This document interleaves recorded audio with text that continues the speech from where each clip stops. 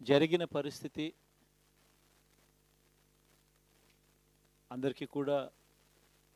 తెలిసిందే. గత చరిత్రలో ఎప్పుడూ జరగని విధంగా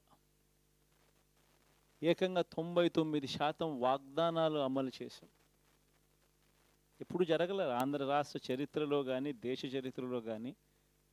ఈ మాదిరిగా మేనిఫెస్టో అన్నది ఒక పవిత్ర గ్రంథంగా భావించి అదొక బైబిల్ గాను, అదొక ఖురాన్ గాను, అదొక భగవద్గీత గాను భావిస్తూ టిక్కు పెట్టమని చెప్పి ప్రతి ఇంటికి పంపించి టిక్కు పెట్టమని చెప్పి ప్రతి అడుగుతూ